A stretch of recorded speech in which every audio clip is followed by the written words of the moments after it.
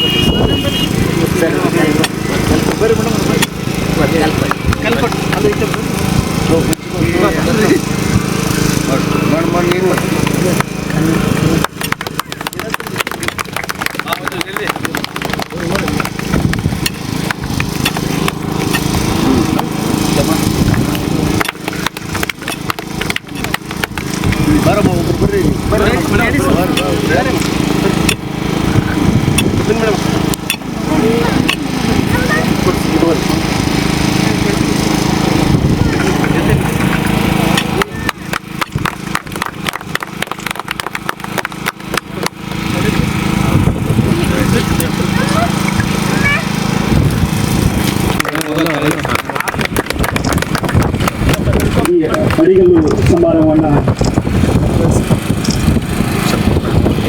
ಉದ್ಘಾಟಿಸ್ತಾ ಇದ್ದಾರೆ. ದಯ ಮಾಡಿ ದೇವಿ ನಿನ್ನಯ ಮುಡಿ ಮ್ಯಾಲಿದ್ದ ಮಲ್ಲಿಗೆ ಹೂವ ಕೊಡೆ ತಾಯಿ ವರವ ಕೊಡೆ ಹೂವ ಕೊಡೆ ತಾಯಿ ವರವ ಕೊಡೆ ಅನ್ನ ಗೋಗಳು ದಿವ್ಯ ಕನ್ಯಾ ಬುಧಾನ ಹಿರಣ್ಯದನಗಳ ಹಿತದಿಂದ ಹಿತದಿಂದ ಮಾಡುವಂತೆ ಶ್ರೀ ಮಹಾಲಕ್ಷ್ಮಿ ದಯ ಮಾಡಿ ದೇವಿ ನಿನ್ನಯ ಮುಡಿ ಮ್ಯಾಲಿದ್ದ ಮಲ್ಲಿಗೆ ಹೂವ ಕೊಡೆ ತಾಯಿ ವರವ ಕೊಡೆ ಹೂವ. ಈ ಒಂದು ಕಾರ್ಯದ ರೂವಾರಿಗಳಾಗಿರುವಂತಹ ನಮ್ಮ ಕ್ಷೇತ್ರದ ಯುವಕರ ಕಣ್ಮಣಿ ಸನ್ಮಾನ್ಯ Shri doctor Vijayanand S Kashappanath sir ಅವರಿಗೆ ಸ್ವಾಗತ ಗೌರವ ಸಮರ್ಪಣೆ ನಮ್ಮ ಶಾಲೆಯ ಪ್ರಿನ್ಸಿಪಾಲರು ಹಾಗೂ ಎಲ್ಲ ಎಂ.ಎಚ್. ಕಟ್ಟಿಮನಿ ಸರ್ ಸಹಾಯಕ ನಿರ್ದೇಶಕರು ಸಮಾಜ ಕಲ್ಯಾಣ ಇಲಾಖೆ ಹುನಗುಂದ ಸರ್ ಅವರನ್ನು ಕೂಡ ಈ ಒಂದು ಕಾರ್ಯಕ್ಕೆ ಆತ್ಮೀಯವಾಗಿರುವಂತಹ ಸ್ವಾಗತವನ್ನು ಕೊಡ್ತಾ ಇದ್ದೀನಿ. ಅವರಿಗೂ ಕೂಡ ಪುಷ್ಪವನ್ನು ನೀಡೋದ್ರ ಮುಖಾಂತರ ಗೌರವಿಸಬೇಕಾಗಿರುವಂತಹ ಶ್ರೀನಿವಾಸ್ ಜಾಧವ್ ಸರ್ ನಗರಸಭೆ ಆಮಹಣಿಯರನ್ನು ಈ ಒಂದು ಕಾರ್ಯಕ್ರಮಕ್ಕೆ ಆತ್ಮೀಯವಾಗಿ ಸ್ವಾಗತವನ್ನು ಕೋರ್ತಾ ಇದ್ದೀನಿ. ಅವರಿಗೂ ಕೂಡ ಪುಷ್ಪವನ್ನು ನೀಡೋದ್ರ ಮುಖಾಂತರ ಗೌರವಿಸಬೇಕಾಗಿ ನಾನು ನಮ್ಮ PSI ಸರ್ ಆಗಿರುವಂತಹ ಸತ್ಯಗೌಡರು ಸರ್ ಅವರನ್ನು ಕೂಡ ಆತ್ಮೀಯವಾಗಿ ಸ್ವಾಗತವನ್ನು ಕೋರ್ತಾ ಇದ್ದೀನಿ. ಅವರಿಗೂ ಕೂಡ ನಮ್ಮ ಶಾಲೆಯ FDS ಸರ್ ಅವರು ಅವರಿಗೆ ಗೌರವಿಸಬೇಕಾಗಿ ಅವರಲ್ಲಿ ವಿನಂತಿಯನ್ನು ಮಾಡಿಕೊಡ್ತಾ ಇದ್ದೀನಿ.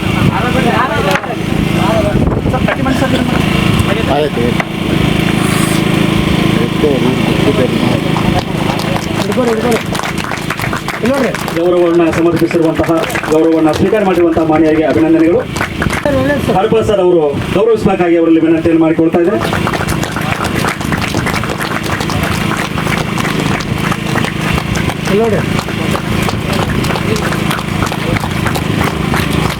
ಇನ್ನೋರ್ವ ಹಿರಿಯರಾಗಿರುವಂತಹ ಮಂಜುನಾಥ್ ಸರ್ ಅವರು ಕೂಡ ಈ ಒಂದು ಕಾರ್ಯಕ್ರಮಕ್ಕೆ ಆಗಮಿಸಿದ್ದಾರೆ. ಆ ಮಹನೀಯರನ್ನು ಆತ್ಮೀಯವಾಗಿರುವಂತಹ ಸ್ವಾಗತವನ್ನು ಕೋರ್ತಾ ಇದ್ದೀನಿ. ಅವರಿಗೂ ಕೂಡ ನಮ್ಮ ಶಾಲೆಯ ಶಿಕ್ಷಕರಾಗಿರುವಂತಹ ವೆಂಕಟಗೌಡ ಸರ್ ಅವರು ಸನ್ಮಾನಿಸಬೇಕಾಗಿ ಅವರಲ್ಲಿ ವಿನಂತಿಯನ್ನು ಮಾಡಿಕೊಳ್ತಾರೆ. ವೆಂಕಟಗೌಡ ಸರ್.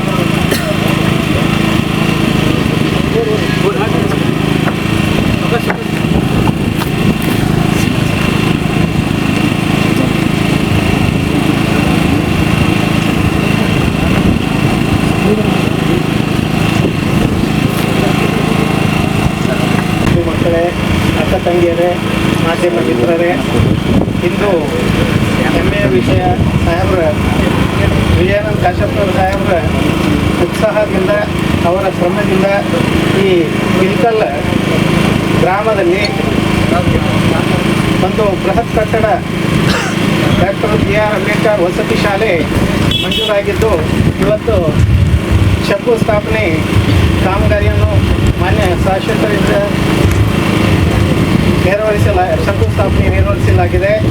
ಈ ಕಟ್ಟಡವು ಎಸ್ಟಿಮೇಟೆಡ್ ಕಾಸ್ಟ್ ಅಂದರೆ ಅಂದಾಜು ಪತ್ರಿಕೆ 22 ಕೋಟಿ ರೂಪಾಯಿ ಇದೆ. ಟೆಂಡರ್ ಗುತ್ತೇದಾರರು 17.32ಕ್ಕೆ ಟೆಂಡರ್ ಆಗಿದೆ.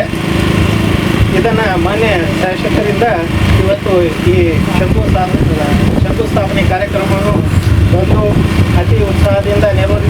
ಹಾಗಾಗಿ ನಾನು ಮಾನ್ಯ ಶಾಸಕರಲ್ಲಿ ಅನಂತ ವಿನಂತಿಸುತ್ತಾ ಧನ್ಯವಾದಗಳನ್ನು ಅರ್ಪಿಸುತ್ತೇನೆ. ಅಹಮದ್ ಭಾಗವಾನ್ ಅವರೇ ಹಾಗೂ ಮಂಜುನಾಥ್ ಸಪ್ರದ್ ಅವರೇ ಹಾಗೂ ಉಪಸ್ಥಿತಿರುವಂಥ ನಮ್ಮ ಇಳಕಲ್ ನಗರಸಭೆಯ ಪೌರಾಯುಕ್ತರಾದಂಥ ಶ್ರೀನಿವಾಸ್ ಯಾದವ್ ಅವರೇ ಹಾಗೂ ನಮ್ಮ ಇಳಕಲ್ ರೂರಲ್ ಠಾಣೆಯ ಸಬ್ ಇನ್ಸ್ಪೆಕ್ಟರ್ ಅಂತ ಮಲ್ಲಿಕಾರ್ಜುನ್ ಶೆಟ್ಟಿಗೌಡ್ರೆ ಹಾಗೂ ವಸತಿ ಶಾಲೆ 2017ರಲ್ಲಿ ಇವತ್ತು ಅಂದಿನ ಸರ್ಕಾರದಿಂದ ಈ ವಸತಿ ಶಾಲೆ ನಮ್ಮ ಇಳಕಲ್ ನಗರಕ್ಕೆ ಅವಶ್ಯಕತೆ ಇದೆ ಅಂಥೇಳಿ ನಾನು ಅಂದಿನ ಸರ್ಕಾರದ ನಮ್ಮ ಮಾನ್ಯ ಸಚಿವರಾದಂಥ ಎಚ್ ಆಂಜನೇಯ ಅವರಿಗೆ, ಸಮಾಜ ಕಲ್ಯಾಣ ಇಲಾಖೆ ಸಚಿವರಿಗೆ ನಾನು ಮನವಿ ಮಾಡಿಕೊಂಡಾಗ ತಕ್ಷಣವೇ ಅವರು ಈ ಅಂಬೇಡ್ಕರ್ ವಸತಿ ಶಾಲೆಯನ್ನು ನಮಗೆ ಮಂಜೂರಾತಿಯನ್ನು ಕೊಟ್ಟು ಅದನ್ನು ತಾತ್ಕಾಲಿಕವಾಗಿ ಒಂದು ಬಾಡಿಗೆ ಕಟ್ಟಡದಲ್ಲಿ ಶಾಲೆ ಪ್ರಾರಂಭ ಮಾಡೋದು ಕೂಡ ಅನುಮತಿಯನ್ನು ಕೊಟ್ಟಿರುವ ಹಿನ್ನೆಲೆಯಲ್ಲಿ ನಾವು ಇಳಕಲ್ ಜೋಶಿಗಲ್ಲಿಯಲ್ಲಿ ಒಂದು ಬಾಡಿಗೆ ಕಟ್ಟಡದಲ್ಲಿ ಈ ಶಾಲೆಯನ್ನು ನಾವು ಪ್ರಾರಂಭ ಮಾಡಿದ್ವಿ. 17ರಲ್ಲಿ ಪ್ರಾರಂಭ ಆದಂಥ ಈ ಒಂದು ವಸತಿ ಶಾಲೆ ಇದಕ್ಕೆ ಸ್ವಂತ ಕಟ್ಟಡ ಇರಲಿಲ್ಲ, ಸ್ವಂತ ಕಟ್ಟಡದ ಅವಶ್ಯಕತೆ ಇತ್ತು. ಒಂದು ಸುವ್ಯವಸ್ಥೆಯಲ್ಲಿ ಇವತ್ತು ನಡೆದಂಥ ಒಂದು ಶಾಲೆ ಬಹುತೇಕ ಮಕ್ಕಳ ಸಂಖ್ಯೆ ಅನುಗುಣವಾಗಿ ಇವತ್ತು ಒಂದು ಸ್ವಂತ ಕಟ್ಟಡ ಹೊಂದಬೇಕು. ಯಾಕಂದರೆ ಈಗಾಗಲೇ ಸುಮಾರು 750ಕ್ಕೂ ಹೆಚ್ಚು ವಿದ್ಯಾರ್ಥಿನಿಯರು ಇಲ್ಲಿ ವಿದ್ಯಾಭ್ಯಾಸವನ್ನು ಪಡಿತಾ ಇದ್ದಾರೆ. ಇವತ್ತು ಯಾವುದೇ ಮಕ್ಕಳು ಶಿಕ್ಷಣದಿಂದ ವಂಚಿತರಾಗಬಾರ್ದು. ಅದು ಬಡ ಮಕ್ಕಳು ಇರ್ಬೋದು, ಇವತ್ತು ಅನೇಕ ಶಿಕ್ಷಣ ಸಿಗಲಾರ್ದಂಥ ಪರಿಸ್ಥಿತಿ ಅಂತ ಎದುರಿಸುವಂಥ ಮಕ್ಕಳಿಗೆ ಶಿಕ್ಷಣ ದೊರಕಲೇಬೇಕು ಅನ್ನೋ ಉದ್ದೇಶದಿಂದ ಇವತ್ತು ಸರ್ಕಾರ ಡಾಕ್ಟರ್ ಬಾಬಾ ಸಾಹೇಬ್ ಅಂಬೇಡ್ಕರ್ ಅವರ ವಸತಿ ಶಾಲೆಯನ್ನು ಇವತ್ತು ಮಂಜೂರಾತಿಯನ್ನು ಮಾಡಿದೆ. ಆ ಹಿನ್ನೆಲೆಯಲ್ಲಿ ತಾತ್ಕಾಲಿಕವಾಗಿ ಏನು ನಾವು ಇಳಕಲ್ ನಗರದಲ್ಲಿ ಜೋಶಿಗಲ್ಲಿಯಲ್ಲಿ ಪ್ರಾರಂಭ ಮಾಡಿದ್ವಿ, ತದನಂತರ ಹಂತದಲ್ಲಿ ಆ ಶಾಲೆಯನ್ನು ಬೇರೆ ಕಡೆ ಶಿಫ್ಟ್ ಮಾಡಿದ್ರು, ವರ್ಗಾಯಿಸಲಾಯಿತು. ಬಹುತೇಕ ಅದು ತೊಂಡಾಳ ಗ್ರಾಮದ ಒಂದು ಕುರಿ ಸಡ್ಡಲ್ಲಿ ಪ್ರಾರಂಭ ಮಾಡಿದ್ರು. ನನಗೆ ಭಾಳ ಬೇಜಾರು ಅನಿಸುತ್ತೆ. ಯಾವುದೇ ಮಕ್ಕಳಾಗಲಿ, ನಮ್ಮ ಮಕ್ಕಳಾಗಲಿ, ಬೇರೆಯವ್ರ ಮಕ್ಕಳಾಗಲಿ ಶಿಕ್ಷಣವನ್ನು ಪಡೆಯುವಂಥ ಸಂದರ್ಭದಲ್ಲಿ ಅವರಿಗೆ ಎಲ್ಲ ವ್ಯವಸ್ಥೆ ಒಂದಿಗೆ ಅವರಿಗೆ ಒಂದು ಸುರಕ್ಷಿತವಾದ ಜಾಗೆಯಲ್ಲಿ ಆ ಶಾಲೆ ಆಗಬೇಕು. ಆದರೆ ಯಾವುದೋ ಒಂದು ಕುರಿ ಸಡ್ಡಲ್ಲಿ ಹೋಗಿ ಅದನ್ನು ಪ್ರಾರಂಭ ಮಾಡಿ, ಅದು ಅಷ್ಟಲ್ಲದೆ ನಾನು ಅನೇಕ ಸಾರಿ ಆ ಅಂಬೇಡ್ಕರ್ ವಸತಿ ಶಾಲೆಗೆ ಭೇಟಿಯಾದಾಗ ಮಕ್ಕಳು ನನ್ನ ಹತ್ರ ಭಾಳ ಕಷ್ಟದ ಪರಿಸ್ಥಿತಿಗಳನ್ನು, ಅಲ್ಲಿರುವಂಥ ಪರಿಸ್ಥಿತಿಗಳ ಬಗ್ಗೆ ಅವರು ನನ್ನ ಜೊತೆಗೆ ಹಂಚ್ಕೊಂಡ್ರು. ಯಾಕಂದರೆ ಸರಿಯಾಗಿ ಅವರಿಗೆ ಮಲಗೋಕ್ಕೆ ವ್ಯವಸ್ಥೆ ಇಲ್ಲ, ವಿದ್ಯಾಭ್ಯಾಸ ಪಡೆಯೋದಕ್ಕಿಲ್ಲ, ಪಾಠ ಮಾಡೋದು ಕೂಡ ಶಿಕ್ಷಕರಿಗೆ ತೊಂದರೆ ಆಗುವಂಥ ಪರಿಸ್ಥಿತಿ ಅಲ್ಲಿ ನಡೀತಿರುವಂಥ ಒಂದು ಶಾಲೆ ಇವತ್ತಿಗೂ ಕೂಡ ಅಲ್ಲೇ ಇದೆ. ತದನಂತರ 23ರಲ್ಲಿ ನಾನು ಏನು ಚುನಾಯಿತನಾದ ಮೇಲೆ ನಾನು ಆ ಶಾಲೆಯನ್ನು ತಾತ್ಕಾಲಿಕವಾಗಿ ಮತ್ತೆ ಒಂದು ಸರ್ಕಾರಿ ಕಟ್ಟಡದಲ್ಲಿ ಏನು ಸ್ಥಳಾಂತರ ಮಾಡಿ ಅಲ್ಲಿ ಒಂದು ಅವಕಾಶಕ್ಕೆ ದೊರಕಿಸ್ಬೇಕು ಅಂತೇಳಿ ನಾನು ಡೈಟ್ ಏನು ನಮ್ಮ ಕಾಲೇಜ್ ಇದೆ, ಆ ಡೈಟ್ ಕಾಲೇಜಲ್ಲಿ ಅವ್ರಿಗೆ ಕೊಠಡಿ ಕೂಡ ಕೊಡಿಸಿದ್ದೆ. ಆದರೆ ಅಲ್ಲಿ ಕೂಡ ವ್ಯವಸ್ಥೆ ಸರಿ ಇರಲಿಲ್ಲ ಅನ್ನೋ ಕಾರಣದಿಂದ ಆ ಒಂದು ಕಟ್ಟಡಕ್ಕೆ ಅವರು ಹೋಗೋಕ್ಕಾಗಲಿಲ್ಲ. ಅದೇ ಪರಿಸ್ಥಿತಿಯಲ್ಲಿ ಇದ್ದಾರೆ ಅನ್ನೋದನ್ನು ನಾನು ನಮ್ಮ ಮಾನ್ಯ ಸಚಿವರಾದಂಥ ಎಚ್ ಸಿ ಮಹದೇವಪ್ಪ ಅವರಿಗೆ ಗಮನಕ್ಕೆ ತಂದಾಗ ಅವರು ತತ್ಕ್ಷಣವೇ ಈ ಕಟ್ಟಡಕ್ಕೆ ಸುಮಾರು 22 ಕೋಟಿ ರೂಪಾಯಿ ಅನುದಾನವನ್ನು ಇವತ್ತು ಬಿಡುಗಡೆ ಮಾಡಿ ಇವತ್ತು ಆ ಮಕ್ಕಳಿಗೆ ಒಂದು ವ್ಯವಸ್ಥಿತವಾದ ಒಂದು ಶಾಲೆ, ಅದು ವಸತಿ ಶಾಲೆ. ಯಾಕಂದರೆ ಮಕ್ಕಳು ಇಲ್ಲೇ ವಾಸ ಮಾಡುವಂಥದ್ದು, ಆ ವಾಸ ಮಾಡುವಂಥ ಸಂದರ್ಭದಲ್ಲಿ ಅವರಿಗೆಲ್ಲ ವ್ಯವಸ್ಥೆಗಳು ಒದಗಬೇಕು. ಯಾಕಂದರೆ ಶಿಕ್ಷಣ ಪಡೆಯುವಂಥದ್ರಲ್ಲಿ ಅವರಿಗೂ ಕೂಡ ಯಾವುದೇ ಕುಂದುಕೊರತೆಗಳು ಆಗಬಾರ್ದು ಅನ್ನೋ ಉದ್ದೇಶದಿಂದ ಇವತ್ತು ನಮ್ಮ ಸರ್ಕಾರ ಏನು 22 ಕೋಟಿ ರೂಪಾಯಿಯನ್ನು ಈಗಾಗಲೇ ಮಂಜೂರಾತಿ ಮಾಡಿದೆ. ಮತ್ತು ಇದರಲ್ಲಿ ಕೂಡ ಒಂದು ಗೋಲ್ಮಾಲ್ ಆಗಿದೆ.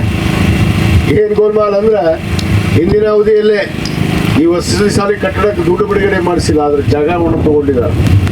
ಆ ಜಾಗ ತೊಗೊಂಡಿದ್ದ ಜಾಗಕ್ಕೆ ಅದು ನಮ್ಮ ಚಿಕ್ಕೋಡಿಗ್ಲಿ ಗ್ರಾಮದಲ್ಲಿ ರೋಡಿಗಿತ್ತು. ಬಹುತೇಕ ಮಕ್ಕಳು ಕೂಡ ಬಂದಿದ್ರಲ್ಲಮ್ಮ, ಅಲ್ಲಿ ನಿಮಗೆ ಸ್ಮಶಾನ ಇತ್ತು ಮಗ್ಲ. ಆ ಸ್ಮಶಾನದ ಮಗ್ಲ ಈ ವಸತಿ ಶಾಲೆ ಕಟ್ಟಡಕ್ಕೆ ಹೊಂಟಿದ್ರು. ಅದನ್ನು ನಾನು ರದ್ದು ಮಾಡಿದೆ. ಅಲ್ಲಿ ಆದ್ರೆ ನಾನು ಕಟ್ಟಡ ಮಾಡುವುದಿಲ್ಲ, ಇದಕ್ಕೊಂದು ಒಳ್ಳೆಯ ಜಾಗವನ್ನು ಕೊಡಿಸಿ ಒಳ್ಳೆಯ ವಾತಾವರಣದಲ್ಲಿ ನಮ್ಮ ಮಕ್ಕಳು ವಿದ್ಯಾಭ್ಯಾಸವನ್ನು ಪಡಿಬೇಕು ಅಂತೇಳಿ ಇವತ್ತು ನಾನೇ ಈ ಜಾಗವನ್ನು ಆಯ್ಕೆ ಮಾಡಿ ಇಲ್ಲಿ ಶಾಲೆಯನ್ನು ಕಟ್ಟಿರುವಂಥ ಕೆಲಸ ಇವತ್ತು ಮಾಡ್ತಾ ಇದ್ದೀವಿ. ಯಾಕಂದ್ರೆ ನಮ್ಮ ದಂಡಾಧಿಕಾರಿಗಳಿಗೆ ನಾನು ಹೇಳಿದೆ, ಒಂದು ಒಳ್ಳೆಯ ಜಾಗ ಹುಡುಕಿ ಕೊಡ್ರಿ ಅಂದಾಗ ಇಲ್ಲಿ ಈಗಾಗಲೇ ನಾವು ಒಂದು ಪ್ರವಾಸ ಮಂದಿರ ಕಟ್ತಾ ಇದ್ದೀವಿ ಮತ್ತು ಇಲ್ಲಿ ಒಂದು ಏನು ಉದ್ಯಾನವನವನ್ನು ಮಾಡ್ತಾ ಇದ್ದೀವಿ ನಮ್ಮ ಅರಣ್ಯ ಇಲಾಖೆ ವತಿಯಿಂದ. ಸುಮಾರು ಅರಣ್ಯ ಇಲಾಖೆ ಹತ್ರ ಒಂದು 2 ಕೋಟಿ ರೂಪಾಯಿ ವೆಚ್ಚದಲ್ಲಿ ಒಂದು ಉದ್ಯಾನವನ ಮಾಡ್ತಾ ಇದ್ದೀವಿ. ಈಗಾಗಲೇ ಪ್ರವಾಸ ಮಂದಿರ ಆಗಿದೆ ಮತ್ತು ನಿಮಗೆ ಎಲ್ಲ ರೀತಿ ಸೌಕರ್ಯ, ರಸ್ತೆಗೆ ಅನುಕೂಲ ಆಗುವಂಥದ್ದು, ಕುಡಿಯ ನೀರು ಇರ್ಬೋದು, ಇನ್ನೂ ಮತ್ತೊಂದು ಇರ್ಬೋದು, ಎಲ್ಲ ಮೂಲಭೂತ ಸೌಕರ್ಯಗಳನ್ನು ಒದಗಿಸಿಕೊಡೋದಕ್ಕೆ ನಮಗೆ ಇಲ್ಲಿ ಅನುಕೂಲ ಆಗುತ್ತೆ ಅಂತೇಳಿ ಈ ಜಾಗನ ಆಯ್ಕೆ ಮಾಡಿದೆ. ಯಾಕಂದ್ರೆ ಅಲ್ಲಿ ಸುಮಾರು 9 ಎಕರೆ ಭೂಮಿಯನ್ನು ಅದು ಸರ್ಕಾರದಿಂದ 16 ಲಕ್ಷ ರೂಪಾಯಿ ಎಕರೆ ದುಡ್ಡು ಬಂದಿದೆ. ಆದರೆ ಇವರು ಅಲ್ಲಿ ರೈತರಿಗೆ ಕೊಟ್ಟಿದ್ದು ಕೇವಲ 5-6 ಲಕ್ಷ ಅನ್ನೋದು ಕೂಡ ನನಗೆ ಮಾಹಿತಿ ಬಂದಿದೆ. ಅದನ್ನು ತನಿಖೆಗೆ ಹಾಕಿದ್ದೀನಿ ನಾನು. ಈಗಾಗಲೇ ನನ್ನ ಇಲಾಖೆಗೆ ಅದನ್ನು ತನಿಖೆ ಮಾಡಬೇಕು. ಎಷ್ಟು ಅನುದಾನ ರೈತರಿಗೆ ಮುಟ್ಟಿತ್ತು, ಎಷ್ಟು ಸರ್ಕಾರ ಕೊಡ್ತು ಅನ್ನೋದನ್ನು ಕೂಡ ತನಿಖೆ ಆಗಬೇಕು. ಯಾಕಂದರೆ ಹಿಂದಿನ ಆಡಳಿತದಲ್ಲಿ ಇದ್ದಂಥ ಸಂದರ್ಭದಲ್ಲಿ ಹಿಂದಿನ ಆಡಳಿತದವರು ತಪ್ಪು ಮಾಡಿದ್ರು, ಅದಕ್ಕೆ ಅದನ್ನು ತನಿಖೆ ಕೂಡ ಹಾಕಿದ್ದೀನಿ. ಅದಕ್ಕೆ ಇವತ್ತೇನು ಸರ್ಕಾರಿ ಜಾಗ ಇದು ಏನು ಬೇರೆ ಖರೀದಿ ಮಾಡುವಂಥದ್ದಲ್ಲ. ಇಷ್ಟೆಲ್ಲ ಸರ್ಕಾರಿ ಜಾಗ ಇಟ್ಕೊಂಡ ಮತ್ತೆ ಭೂಮಿ ತಗೊಳ್ಳೋದು, ಸರ್ಕಾರ ದುಡ್ಡನ್ನು ವ್ಯರ್ಥ ಮಾಡುವುದು, ಸರ್ಕಾರಕ್ಕೆ ನಷ್ಟ ಮಾಡುವಂಥ ಕೆಲಸ ಹಿಂದಿನ ಆಡಳಿತದವ್ರು ಮಾಡಿದ್ರು. ಅದಕ್ಕೆ ಸರ್ಕಾರಿ ಜಾಗೆಯಲ್ಲೇ ಇವತ್ತು ನಮ್ಮ ಅಂಬೇಡ್ಕರ್ ವಸತಿ ಒಂದು ಶಾಲೆ ಪ್ರಾರಂಭ ಆಗಬೇಕು ಅಂತೇಳಿ ಇಲ್ಲಿ ಈಗಾಗಲೇ ನಾವು ನಿರ್ಧಾರ ಮಾಡಿದ್ದೀವಿ.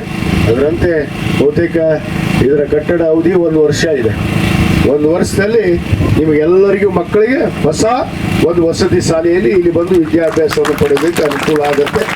ನಾವು ಮಕ್ಕಳು ಒಳ್ಳೆಯ ವಿದ್ಯಾಭ್ಯಾಸವನ್ನು ಪಡೆದು ಒಳ್ಳೆಯ ವಿದ್ಯಾವಂತರಾಗಿ ಇವತ್ತು ನಾವೆಲ್ಲರೂ ಈ ದೇಶದ ಭವಿಷ್ಯದ ಪ್ರಜೆಗಳಾಗಿ ದೇಶವನ್ನು ಮುನ್ನಡೆಸುವಂಥ ನಿಟ್ಟಿನಲ್ಲಿ ತಾವೆಲ್ಲ ಗಟ್ಟಿಯಾಗಿ ನಾವು ವಿದ್ಯಾಭ್ಯಾಸವನ್ನು ಪಡೆದು ಒಳ್ಳೆಯ ವಿದ್ಯಾವಂತರಾಗಿ ಒಳ್ಳೆಯ ಬುದ್ಧಿವಂತರಾಗಿ ಈ ದೇಶವನ್ನು ಮುನ್ನಡೆಸುವಂಥ ಮಕ್ಕಳಾಗಿ ಹೊರಹೊಮ್ಮರಿ ಅನ್ನೊಂದು ಆರೈಕೆಯೊಂದಿಗೆ ಈ ಒಂದು ಕಟ್ಟಡವನ್ನು ನಮ್ಮ ಸಿಂಗಾಡಿ ಗುತ್ತಿಗೆದಾರರು ಈಗ ಇದನ್ನು ತೆಗೆದುಕೊಂಡಿದ್ದಾರೆ. ಅದಕ್ಕೆ ನಾನು ಇಲ್ಲಿ ನಮ್ಮ ಇಲಾಖೆಯವರಿಗೆ ಮತ್ತು ನಮ್ಮ ಎಲ್ಲರಿಗೂ ಕೂಡ ಅವರಿಗೆ ಸಹಕಾರವನ್ನು ನೀಡಿ ಒಂದು ಗುಣಮಟ್ಟದ ಕಟ್ಟಡ ಆಗಿ ಬೇಗನೆ 1 ವರ್ಷದ ಅವಧಿಯಲ್ಲಿ ಇದು ಮುಗಿಲಿ ಅಂತ ಒಂದು ಮಾತನ್ನು ಕೂಡ ಈ ಸಂದರ್ಭದಲ್ಲಿ ಹೇಳಿ ಮತ್ತೊಮ್ಮೆ ನಮ್ಮ ಅಂಬೇಡ್ಕರ್ ವಸತಿ ಶಾಲೆಯ ವಿದ್ಯಾರ್ಥಿನಿಯರಿಗೆ ಶುಭವನ್ನು ಕೋರಿ ಎಲ್ಲರಿಗೂ ವಂದಿಸಿ ನನ್ನ 2 ಮಾತನ್ನು ಮುಗಿಸ್ತೇನೆ. ಜೈ ಹಿಂದ್, ಜೈ ಕರ್ನಾಟಕ.